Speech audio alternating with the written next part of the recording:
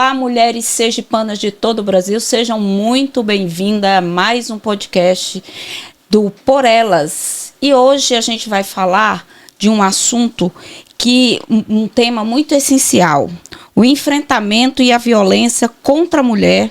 Vamos entender como Sergipe tem avançado nesta pauta e quais as políticas públicas estão sendo desenvolvidas para garantir mais segurança, autonomia e dignidade para todos nós.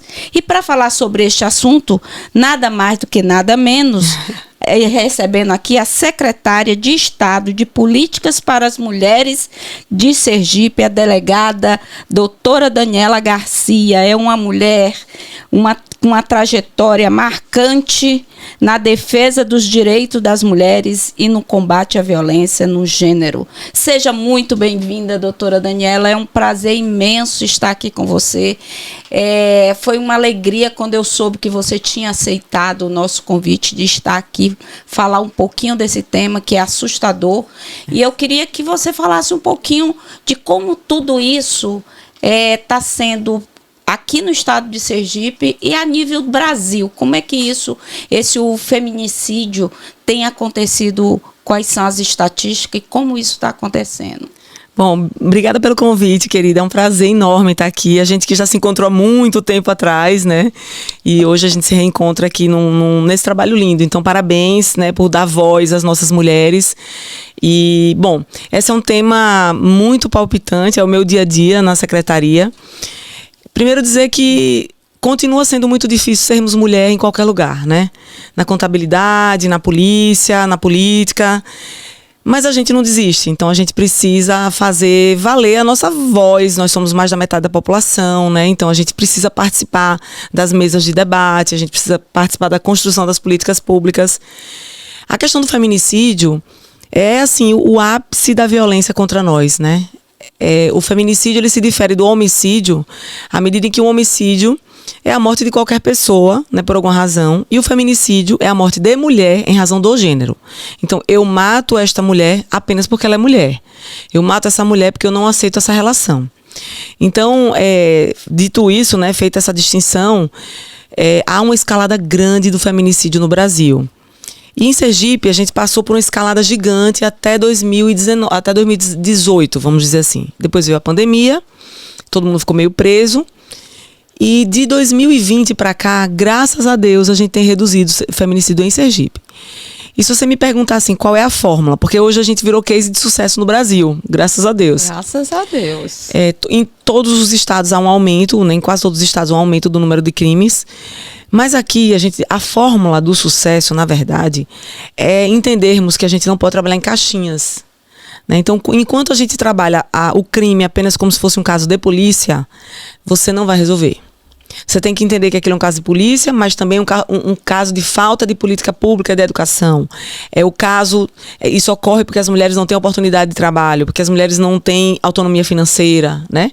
Então, um conjunto de coisas que levam as mulheres a estarem numa situação de muita vulnerabilidade em relação aos seus companheiros. Então, a gente vem numa regressão do número, né? Nós saímos de 19 feminicídios para 16 feminicídios, ano passado para 10, esse ano a gente já está com 7, mas eu espero que a gente termine o ano, né, com esse número. Isso demonstra assim, uma redução muito grande, mais de 50% de redução.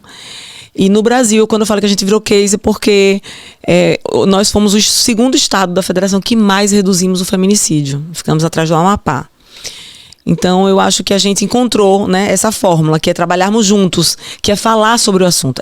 Isso que estamos fazendo aqui, as pessoas podem não entender, mas contribui demais, né, para a importância de que a gente entenda o que é o feminicídio, como se precaver. A gente vai ter tempo para falar sobre isso, né?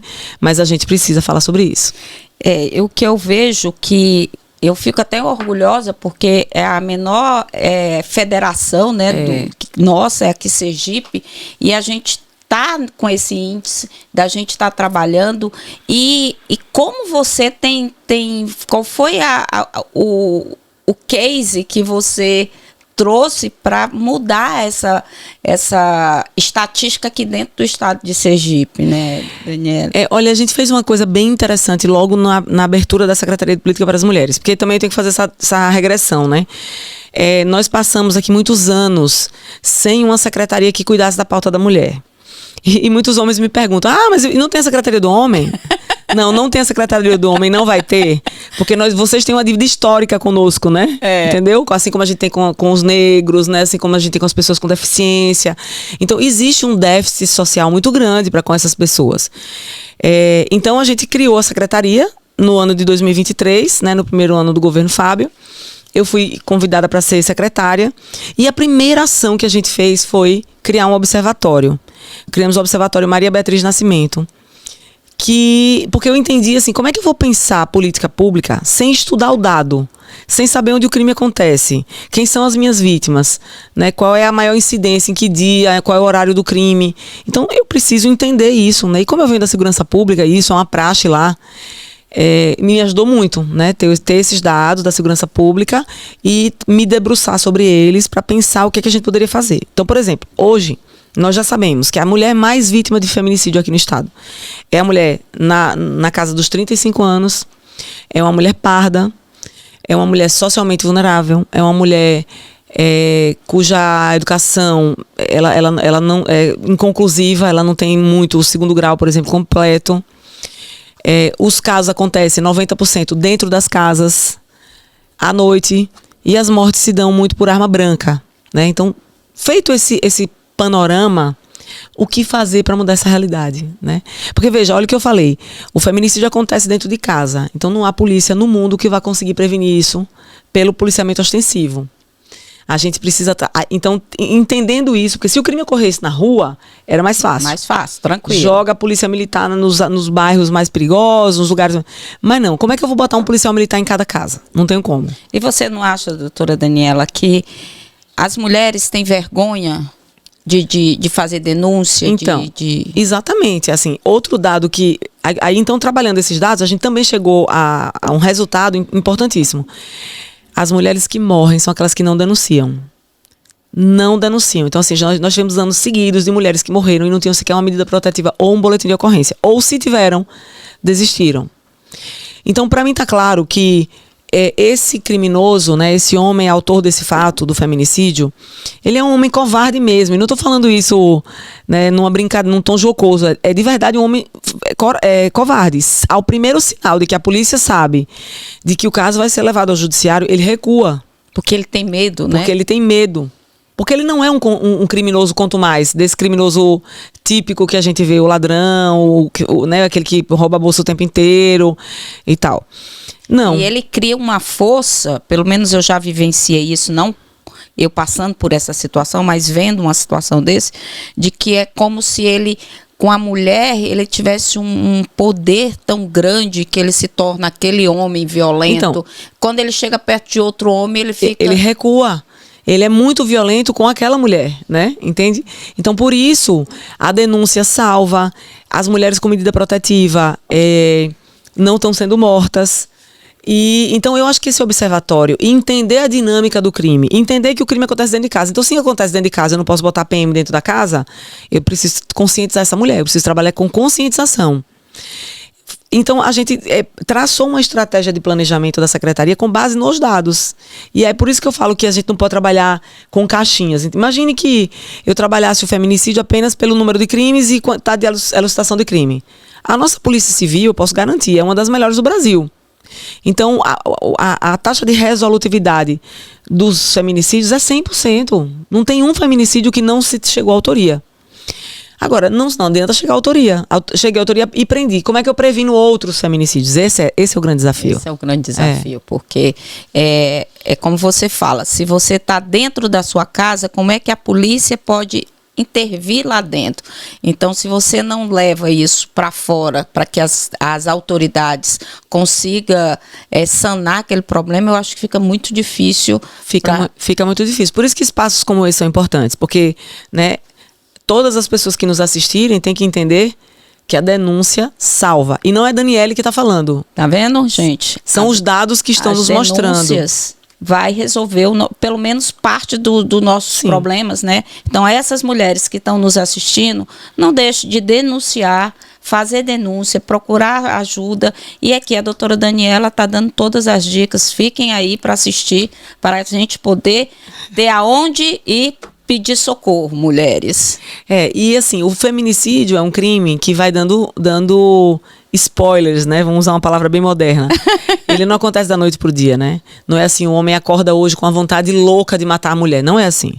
Isso é uma relação que mesmo que seja uma relação curta, certo?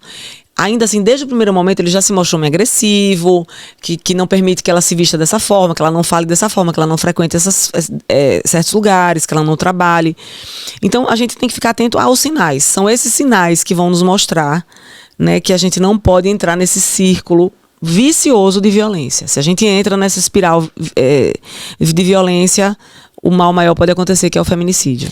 E o pior de tudo que, assim, o que eu vejo é que as mulheres entram nesse ciclo que você está falando aí, que acha bonito no início, né? Que é ciúme, você tá com ciúme, e depois daquilo ali vira uma coisa agressiva, né? Doentia, porque o ciúme, ele é saudável quando ele tem os seus limites. Sim. Então, assim... Existe o ciclo, a gente fala muito de ciclo da violência, né? E no ciclo da violência, tem, primeiro, a situação de agressão, seja verbal, patrimonial, física, psicológica, moral, e o ciúme tá né, englobado nisso. Depois vem um arrependimento desse homem. E aí depois eles entram numa lua de mel. Então esse ciclo é muito característico quando a gente conversa com mulheres vítimas de violência, né? Não, ele me bateu, mas em seguida ele se arrependeu, ele chorou, ele se ajoelhou, pediu perdão, ele me trouxe flores, mas uma semana depois ele de novo me deu mais um tapa. Narcisista, né? Então é isso, a gente tem que ficar atento aos sinais, né? E aos primeiros sinais, né? Eu falo assim para todas as mulheres, bloqueie essa situação, porque senão ela pode evoluir a tal forma que você perca a sua própria vida. Aqui que a gente fala, que eu acho que tem muito a ver, a prevenção é um dos pilares do enfrentamento da violência.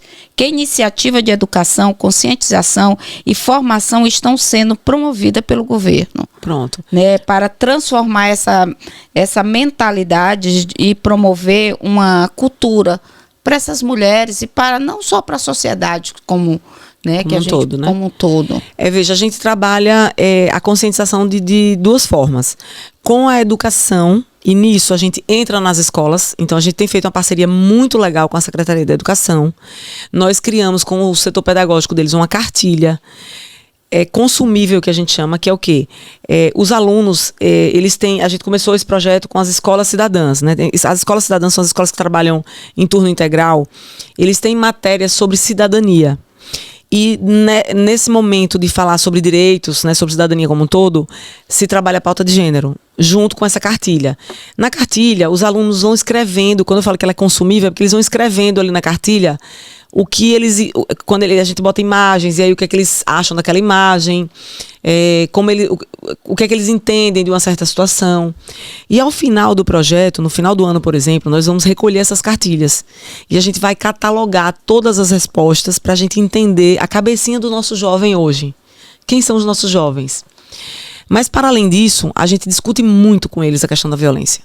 Mas vocês estão levando isso para... as escolas privadas também? Ou só veja, como nós somos um Estado, né, a gente leva para a escola pública e abre as portas para a escola privada. Então eu recebo muitos convites da rede particular de ensino para que eu esteja nas escolas falando sobre isso. Eu tenho uma palestra pronta, passo vídeos, né, mostrando, enfim. Então eu faço muito na escola privada, mas institucionalizado a gente só consegue fazer com a pública, né? Porque está dentro do governo.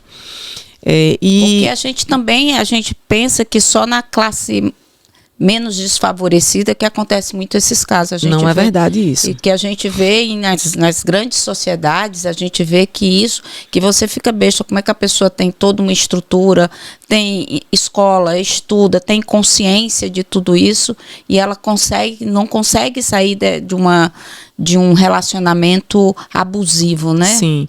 Eu me lembro um plantão que eu tive no DAGV, É um dos últimos plantões que eu tive que assim, uma gerente de um banco privado grande, uma mulher financeiramente, economicamente muito bem posicionada, com 2 filhos, era vítima constante de abuso desse homem, né? Até o dia que ele a espancou tanto, né, que ela chegou completamente machucada. E veja, estou falando de alguém da classe mais preparado. Mais para A, vamos dizer assim, né? Então, é um crime que não tem... Ele não escolhe a vítima. Agora, óbvio que a mulher, economicamente mais dependente dele, está mais suscetível, né? Está mais suscetível. Porque, veja, a dependência psicológica, ela é muito cruel. Essa não requer nenhum tipo de escolaridade, de situação financeira. Se a mulher tem uma dependência emocional do homem, ela pode estar em qualquer classe social. Agora, existe a violência também que atinge aquelas mulheres mais pobres, né? E que elas não conseguem se ver saindo daquele ciclo porque elas não têm para onde ir, porque elas não têm o que botar no prato dos filhos para comer. Então, existem essas 2 realidades, de fato existem. E claro, as mulheres financeiramente mais dependentes sofrem mais, porque elas se perpetuam mais naquela situação por mais tempo, né? Mas, repito, é uma violência que atinge a todas, né? Todas, de qualquer cor, de qualquer classe social, que mora na 13 de Julho, na periferia, pouco importa. Quando a gente fala de políticas públicas, às vezes parece algo tão distante da vida real. Você poderia contar um exemplo prático de ação da secretaria que já tenha feito diferença no dia a dia dessas mulheres? Pronto, para mim um caso exemplar é o cartão Ser Mais Mulher. O que é esse cartão? Veja, eu acabei de falar aqui que a violência ela atinge a todos, né? Mas quando ela atinge as mulheres mais pobres, né, ou mais dependentes desses maridos, elas não conseguem sair desse ciclo da violência se não tiver uma ajuda. Então a gente criou aqui no estado o cartão Ser Mais Mulher. Como funciona?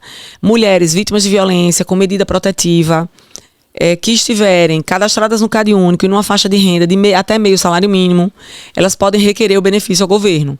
Então, elas recebem durante 6 meses uma ajuda financeira para que elas possam sair de casa e se reinventar. Isso é um exemplo de uma política pública que tem dado certo. A gente tem mais de 2.000 mulheres já beneficiadas com esse programa. E, de fato, a taxa de reincidência dessas mulheres em situação de violência é muito baixa. Muitas delas, né? E isso faz parte do programa. Foram inseridas em programas de treinamento, capacitação, emprego, né? Então, a política pública ela tem que trabalhar para facilitar a vida dessas mulheres, né? Então, a gente trabalha a conscientização, porque quando a gente fala em conscientização, educação é algo tão abstrato, né? E talvez coisas que a gente não vai colher os frutos agora. E está a longo prazo. É um longo prazo. Eu acho que, como você falou, que a gente está a cada ano diminuindo esse índice, é porque é um trabalho que vocês vêm fazendo contínuo, de anos, né? Agora, esse cartão Ser Mais é algo que resolve o problema hoje. Então, essa é uma política pública, um exemplo de política pública, né? Que está aí disponível para as mulheres e que resolve o problema delas hoje. Claro, Dani, mas e a mulher da classe B, da classe A? Bom, essa mulher não precisa da ajuda financeira. O que ela precisa é da ajuda psicológica, ela precisa da ajuda da polícia, e aí a gente trabalha com outra perspectiva. Treinamento das equipes de policiais, porque você estava me falando aqui nos bastidores uma coisa que é recorrente. Mas o tratamento nas delegacias, né? Essa mulher chega na delegacia, é revitimizada. Isso acontece. Mas a gente trabalha hoje para, vamos dizer assim, capacitar todos esses policiais que estão na linha de frente, né? Especialmente quando a questão é gênero, porque a mulher já está extremamente fragilizada, né? Até para você, quando você faz uma denúncia, eu acho que você ter a coragem de ir para uma delegacia, porque já não é ambiente que alguém gosta de ir. Né? Eu sei porque meu pai era delegado e eu sei o quanto ele evitava que a gente andasse dentro das delegacias. Então, assim, como é que você se dispõe a ir a uma delegacia, contar um caso que já não é agradável e aí você é recepcionada? Será que é verdade tudo que ela está falando?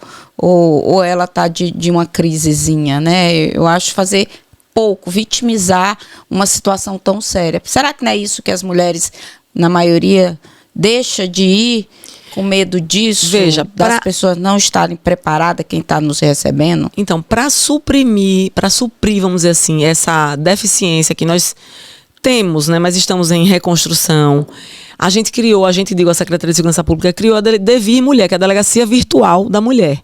Ou seja, hoje a mulher, para fazer uma denúncia, para pedir medida protetiva, ela não precisa mais numa delegacia. Né? É legal. É muito legal. Então, a gente lá nas nossas redes, né? Na Mulheres, Instagram, no @mulheres_se, ou no meu, Dani Garcia, a gente dá o passo a passo de como acessar a delegacia virtual. E veja, nós temos tido uma procura gigantesca pela Devir Mulher, que e especialmente no interior. As delegacias, os municípios muito pequenos, né? A mulher mora numa cidade muito pequena e ela fala assim, poxa, se eu for na delegacia, todo mundo viu, todo mundo vai saber. Então ela muitas vezes tem essa vergonha. E então tem funcionado muito bem para municípios pequenos, mas também aqui para Grande Aracaju. Então muitas mulheres procuram e aí você faz o seu relato. Depois que você faz todo o seu relato, você é atendido por uma videochamada, né, com alguém que de lá vai fazer o pedido de medida protetiva, ou seja, você não vai precisar pisar numa delegacia. Muito bom. Excelente. E tem surtido um efeito muito bacana. E Daniela, e assim, você está falando no interior, qual é assim o percentual? Não sei se você tem esses dados. Se no interior isso acontece mais do que aqui na capital hoje, o número de violências? Não, veja, os dados nos mostram assim, a gente tem municípios mais violentos, certo? Quanto maior o município, as chances da violência acontecer é maior, né? Temos mais gente. Mas, por exemplo, municípios economicamente muito pobres também tem muita incidência de violência. Então, hoje, Aracaju é o município que tem mais violência, mas, obviamente, que é porque nós temos 700 mil habitantes, né, aqui em Aracaju. Então, quer dizer, na Grande Aracaju. Então, isso, claro que puxa para cá um maior número de ocorrências. Mas o que eu posso te dizer também é que, se você fizer um percentual de número de violências por 100 mil habitantes, você vai ter municípios muito pequenos, extremamente violentos. E isso, muitas vezes, está vinculado à questão econômica. Então, vamos lá, para eu ser mais clara. Em termos de segurança pública, o que a gente tem hoje nos estudos mais aprofundados é que quanto mais a sociedade é esclarecida, economicamente e financeiramente mais viável, onde tenha mais emprego, os índices todos de feminicídio, homicídio e roubo caem. Então, o desafio de qualquer governante, né, seja no âmbito municipal, estadual ou nacional, é reduzir os índices de pobreza. E veja, aí vamos lá, alguém pode dizer, então você está dizendo que a pobreza é uma relação com o crime? Diretamente com o crime? Não é exatamente isso que eu estou dizendo. O que eu quero dizer é que é mais ou menos como a teoria das janelas quebradas, né? Não sei se vocês já ouviram falar nessa teoria. Se você está num ambiente onde tudo está depredado, quebrado, a tendência é isso piorar e o caos é maior mesmo. Então, quanto mais violência você tem num determinado lugar, sem controle, e às vezes a violência realmente está vinculada à falta de oportunidade de trabalho. Por exemplo, o tráfico de drogas é um mal que atinge toda a nossa sociedade. Então, muitas vezes, o menino ganha mais dinheiro no tráfico do que se for trabalhar. Ou o menino só tem emprego no tráfico e não tem emprego para trabalhar. E a gente vê que o tráfico cada dia está aumentando mais, né? É uma bola de neve. Então é nesse sentido que eu digo que assim, as sociedades mais bem estabelecidas, veja como no sul do país, né, no sudeste e no sul do país, cidades economicamente bem estruturadas, com oportunidade de trabalho, nessas cidades as violências caem drasticamente. Então acho que a gente precisa trabalhar para dar oportunidade às pessoas. E quando eu digo às pessoas, é a todas as pessoas, não é a metade da população, não é só os homens.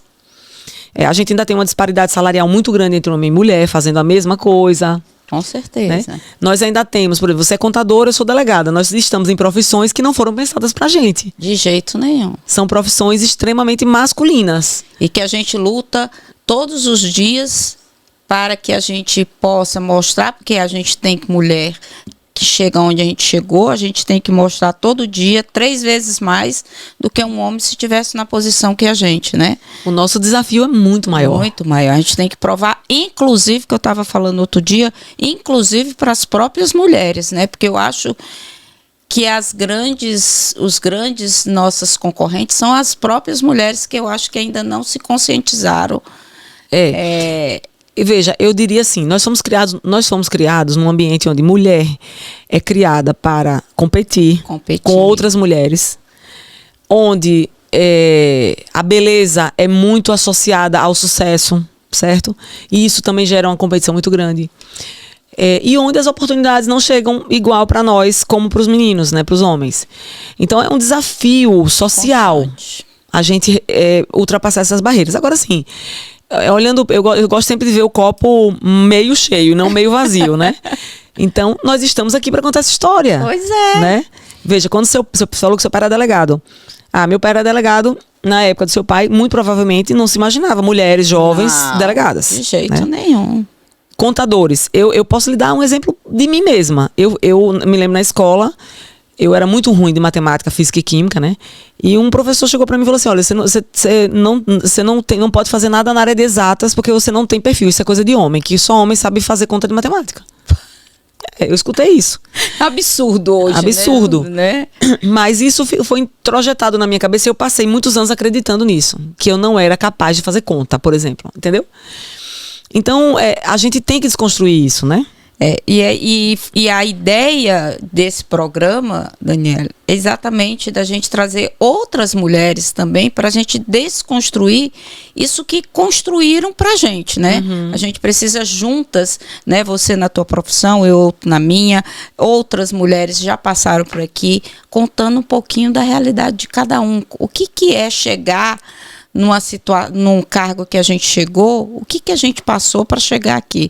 A gente sabe que não é nada fácil. Não é fácil. Não é fácil, né? Eu, quando entrei para contabilidade, a gente era muito mais homens do que mulheres.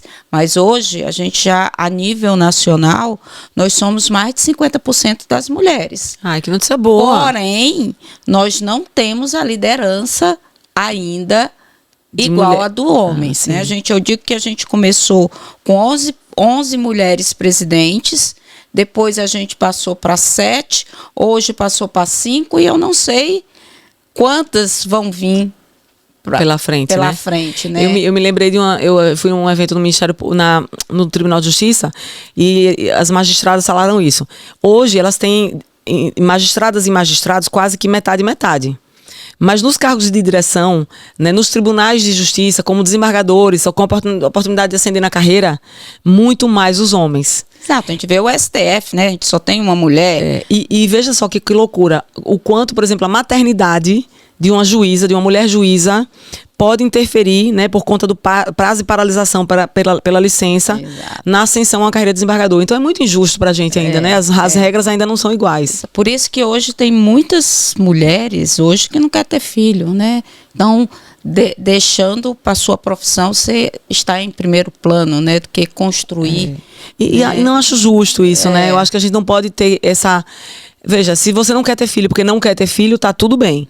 Mas você ter que escolher entre ser uma profissional e uma mãe, eu acho muito injusto. Porque eu, por exemplo, sempre quis ser mãe, né? E minha filha nasceu, eu muito jovem ainda. Eu até brinco com ela, né? Eu falo: olha, filha, você nasceu na mesma época que a minha profissão, porque eu estava grávida quando eu passei no concurso. Então, eu tenho 24 anos de polícia e minha filha tem 24 anos. Foi fácil? Não foi fácil. Mas que bom que eu tive uma rede de apoio da minha mãe, né, da minha família, para poder me desdobrar nos dois lugares, porque eu trabalhava no interior. Mas não é justo com as mulheres em geral que elas tenham que escolher sobre isso, né? Mas eu acho que é isso aí que tá aqui, que acontece hoje com a juventude. Hoje eu tenho uma filha que tem 30 anos e eu não vejo ela com ideia nenhuma de ter filhos, né? De ter filhos, né? Mas está tudo certo, eu respeito, né? A gente sabe, doutora Daniele, que a mentalidade é um processo. Mas como é que você vê o jovem hoje, né? Porque você está fazendo uma construção que talvez você não tenha como colher ainda.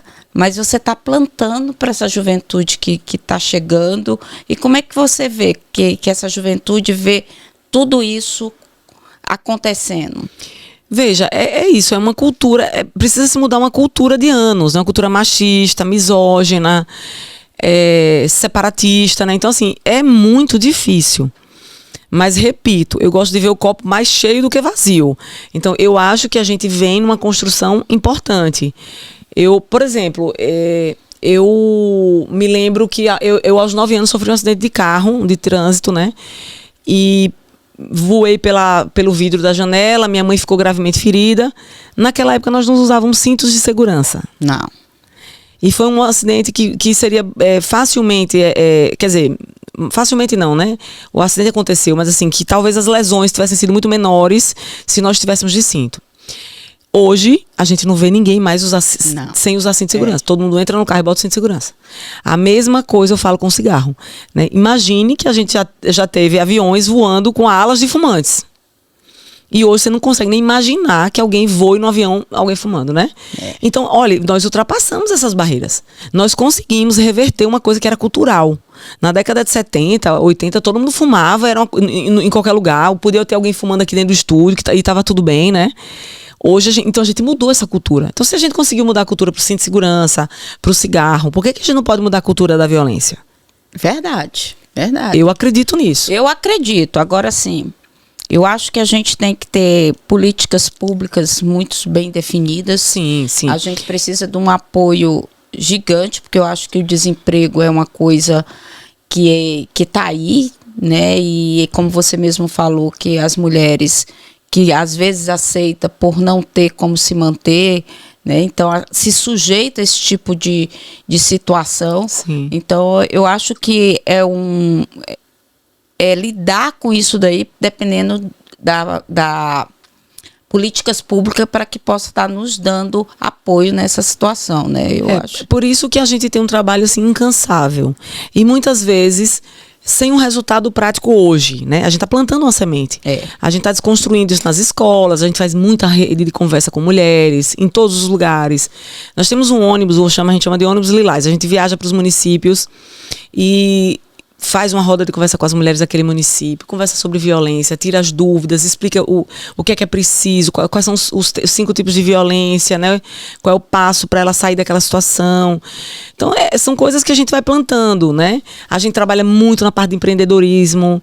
Nesse momento está tendo curso Elas Constroem. Veja, olha que interessante. A construção civil nos procurou para dizer, nós queremos mulheres na construção civil, que também era uma área muito masculina. Né? Na parte de acabamento, de rejunte, de pintura, as mulheres dão um show. Então, hoje a gente promove cursos para mulheres, né, para que elas entrem na construção civil. A gente está tendo curso de educação financeira. Tivemos em Tobias, vamos ter instância agora para mulheres. E veja, educação financeira, você pensa, tá, mas vai ensinar o quê? É para mulheres que recebem Bolsa Família. Porque gerir orçamento, mesmo que seja de meio salário mínimo, de R$400, se você fizer com responsabilidade e com uma certa técnica, você consegue, né, dar muito mais conta das coisas. Então, a gente atua. Então, a gente tem o Qualifica Mulher, que é uma linha de vários cursos só para mulher. Então, essa parte de empreendedorismo e educação financeira, né, empregabilidade, a gente tem trabalhado muito intensamente. Tem um outro ponto também, Sandra, que a gente trabalha muito, que é a questão da educação, ou da saúde da mulher. Nós estamos no Outubro Rosa, né? Cadê meu brochinho? Caiu meu brochinho. Estamos no mês de outubro, que é o mês de outubro do combate ao câncer de mama. E a gente tem feito ações, assim. Ontem estávamos no CAISME com mulheres marisqueiras de São Cristóvão, que não têm a facilidade de ter acesso aos exames. A gente contratou agora uma carreta da saúde do cirurgia para rodar o estado inteiro com esses exames para comunidades. Que legal. Quilombolas, as catadoras, as marisqueiras, as mangabeiras. Então, veja que é uma secretaria que trabalha a mulher em diversas particularidades, né? E isso me enche assim os olhos e o coração, né? E foi uma das coisas quando eu vi, né, pelas redes sociais, você vê como é que é a importância das redes sociais. Uhum. E era até uma pergunta que, num caso de eu ter chego até você, eu já conhecia seu trabalho. Sim. Mas foi nas redes sociais que eu vi o seu trabalho e eu disse, é essa que eu quero lá que esteja falando para outras mulheres, né? A importância hoje das redes sociais para trazer, mostrar, né? Porque talvez, como era no passado, a gente não tinha essa facilidade de estar vendo as coisas em tempo real, né? A gente hoje, não tinha... as redes sociais, você consegue trazer isso, e foi por isso que eu vi o seu trabalho e fiquei curiosa, não só hoje aqui, de estar aqui hoje falando com você, eu acho que foi só um início, mas eu quero sim que participar, poder colaborar Sim. dentro de um trabalho, porque eu acho que só assim a gente vai trazer outras mulheres e tirar um pouco essas mulheres desse meio de violência, né? Nós precisamos dessa união de mulheres, né? Isso é fato. As mulheres precisam estar juntas, as mulheres precisam uma apoiar as outras. Por exemplo, você é contadora, nós já fizemos mutirões com o pessoal da contabilidade para microempreendedoras. Mulheres que, como é que eu abro o MEI, o que é que eu preciso fazer, eu tenho um problema na receita, como resolver isso. E assim, eles sempre nos procuram, né, os conselhos, para poder... Dani, vamos fazer uma parceria. A gente está disponível para isso. Olha que interessante. Por exemplo, o CRO, Conselho Regional de Odontologia, nos procura também. Dani, a gente quer fazer uma parceria, a gente quer ajudar. Como é que a gente pode disponibilizar serviços odontológicos para as mulheres vítimas de violência? Então, eu acho muito bacana que a gente crie essa onda virtuosa, né, de que todo mundo se sinta parte de uma construção coletiva para a gente mudar essa cultura de violência. Acho muito importante. E as redes sociais, elas são muito bacanas porque elas divulgam o trabalho, elas prestam... É bem ousada, né? Sim, prestam contas, né, do que se faz. E também podem ser canais de denúncia importantes, né? Por exemplo, agora a gente está também adquirindo um aplicativo SOS Maria da Penha, que é um aplicativo que vai estar disponível para todas as mulheres. É só baixar no celular. Hoje praticamente todas as mulheres têm celular. E elas podem pedir ajuda pelo aplicativo, elas podem mandar mensagem pelo aplicativo. No aplicativo vai estar disponível todos os cursos, capacitações da nossa secretaria, todas as informações, né? Informações diversas. Por exemplo, a gente pode jogar no aplicativo uma informação importante sobre contabilidade para mulheres que querem empreender. Então, veja quanta coisa bacana a gente consegue fazer, né? E especialmente se nós estivermos todas juntas. Exatamente, porque eu acho que crescer não precisa ser só, a gente precisa estar em conjunto com outras mulheres, né? Porque eu acho que juntas são muito mais fortes, a gente tem muito mais voz, a gente consegue levar a nossa voz muito mais além do que sozinha, né? Não tenha dúvida. E a gente sabe que esse mundo que a gente vive, apesar dentro da contabilidade a gente ser ainda já mais do que 50% de mulheres, mas eu não acredito que a gente tenha essa força que a gente gostaria de ter se a gente estivesse mais juntas, mais próximas, com os mesmos objetivos. Uhum. Então, eu acho que a gente precisa trazer isso mais para a pauta, a gente precisa discutir mais sobre isso. Sim. Né, para que esse mundo seja melhor, né? Porque a gente sabe o quanto a gente sofre. Não só ensinar, eu sou mãe de 3 mulheres, então a gente ensina a ter cuidado. E outro dia meu genro falou, que eu tenho 2 casadas, que disse, minha sogra, você acha que suas filhas vão querer um homem menos do que o pai dela? Então, assim, é legal a gente escutar isso. A senhora acha que elas vão aguentar algum grito, que elas nunca escutaram isso do pai dela? Então, é a referência que você acaba tendo de família, de homem, né? Sim. Porque a gente também não sabe, a gente julga às vezes, mas a gente não sabe o que aquela pessoa passou na infância, né? Isso é um tema importante, porque, por exemplo, às vezes a violência é normalizada nos ambientes. Então, uma criança que vive num ambiente de muita violência, ela não vai entender que aquilo é violência. Ela acha que aquilo é normal. Ela vê o tempo todo o pai xingando a mãe, gritando a mãe, empurrando a mãe. Então, ela cresce achando que aquilo é normal. E ela vai levar isso para os próximos relacionamentos dela, quer dizer, para os relacionamentos quando ela virar adulta. Então, é uma outra coisa que a gente também precisa trabalhar muito a cabecinha das crianças, dos jovens. E assim, por incrível que pareça, se repete, né? O que acontece, você daqui a pouco, sua filha está repetindo padrões. Passando pela mesma coisa que a mãe passava, né? E aí eu digo que você tem que cuidar a base, né? Como você fala que vocês estão indo para as escolas, sim, ensinar. Porque eu acho que onde é que a gente... Quem já está velho fica mais difícil da gente mudar. Mas eu acho que trazer essa garotada, trazer a base das escolas ensinando, informando, eu acho que ter informativo, como você disse, que tem a cartilha, Sim. né, que é importante para que a gente possa ter um trabalho mais eficiente, atingir mais públicos, né? Sim, sim. Porque eu fico muito feliz de estar aqui em Sergipe e você me trazer uma notícia que Sergipe está aí sendo referência em outros estados, né, querendo imitar. Então, assim, mas só por quê? Porque tem uma mulher à frente disso, né? A gente sabe a dor da outra, mesmo que você não passou, nunca tenha passado, mas você vivenciou isso como delegada, sim. como a secretária. Então você sabe o quanto isso se repete e como é que a gente tem que combater, né? E tudo isso, né? Por fim, secretária, que mensagem você deixaria para as mulheres que estão nos ouvindo, especialmente aquelas que podem estar enfrentando algum tipo de abuso? O que você diria para essa mulher e onde procurar, o que fazer, né? Porque tem muitas que às vezes não sabem mesmo. Hoje ela já falou que tem uma delegacia virtual que não precisa. Veja, eu diria o seguinte: a gente não pode perder jamais a fé, né? A gente precisa acreditar que é possível vivermos num mundo melhor. Mas para isso nós precisamos estar juntas, estarmos unidas. Então, para aquela mulher que está sofrendo violência, que está numa situação complicada, é dizer assim: mulher, você não está sozinha. Nós estamos aqui com você. Hoje nós temos uma Secretaria da Mulher no âmbito do Estado, nós temos várias Secretarias da Mulher no âmbito do município.